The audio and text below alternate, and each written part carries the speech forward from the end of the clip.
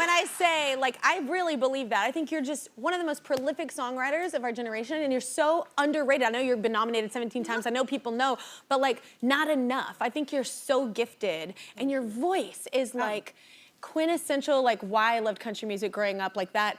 It's perfect singer-songwriter, your tone, there's no one like it. You know it's you right when you start singing. It's amazing.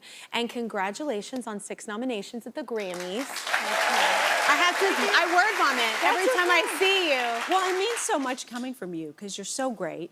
Oh, and, whatever, you're nice. You really are, and so to hear you say that means a lot. Oh, well, the feeling is mutual. I have to ask this, being one of the openly gay people in country music, that's hard in that industry. Like, and I know even for Shane, who's our mutual friend that you did Shucked with, that was hard for him in the beginning, like, you know, because he was his own artist and it was hard to get in the door. Now he's like one of the best songwriters, but like, do you feel supported in the industry? I do. That's great. Yes, I do, and I even think of a song like Dear Insecurity, how far things have come. In that last verse when I say, she's really sure of me. Yeah. I never even thought of saying he.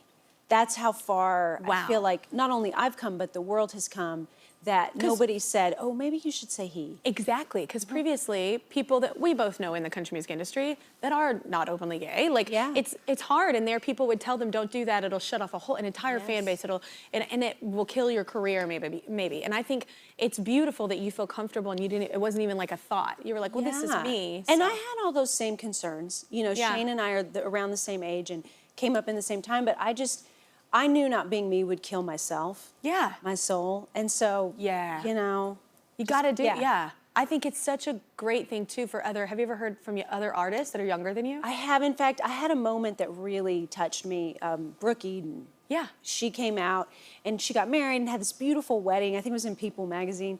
And I texted her to congratulate her about being so authentic. And she said to me, you being you has made it easier for me to be me. And that really, it hits me now. The greatest compliment ever. You never think that you're making a difference in that way. I mean, you're just doing you. Yes, exactly. And that really, really, clearly, I'm getting teary right now. I know, I am too, I know. Anytime I see someone cry, I'm like, it's contagious. I'm like, oh my God, I'll cry with you.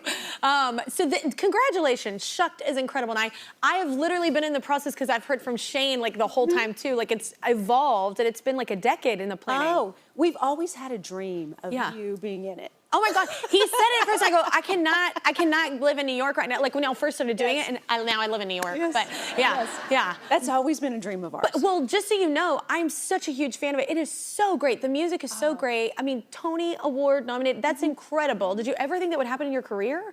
No. To do that? No, it was a bucket list for me to write a musical, but it was one of those things that I always thought was way down the road. And so it came around at a beautiful time because when Shane and I jumped in, we were both so naive to this world, we didn't know it was going to take 10 years. Yeah. So, you know, you start looking at your life and you're like, how many more of these do I have in me? So I'm glad we started when we did because we both loved it. And man, there were times I didn't think it was going to open an envelope at different times, much less open on Broadway. Yeah, absolutely. So it's been a real testament to persistence, and he and Robert Horn, who wrote the book, and myself, our friendship, we're like family. Yeah. Well, after 10 years, it's a lot of work. I hope you like them. It's like hanging out a lot. So this last album, I think we can both relate. My last album was very personal, probably my most personal, and this is very personal for you. Yes. And I think, I love all your albums. I've been such a fan.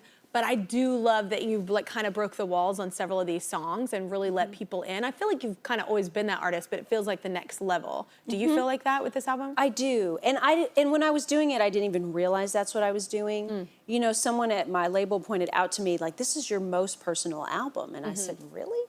And he said, yeah, I mean, a song like Dear Insecurity, like you're being vulnerable about yourself, not about a relationship with anyone but yourself. And I'm really proud. Holding yourself accountable. Yeah, I'm really proud that, you know, that this album ended up doing that. I would have, and then like you said, the production's so vulnerable that it's just, you're naked. Well, let's do another commercial break. Brandy's latest multi-Grammy nominated album is called Brandy Clark. If you don't win one of those, I'm gonna protest. It's out now. I'm like, nominated 17 times. Come on, y'all. She's up for 6 of them. I'm like, God. Anyway, I will be voting for you.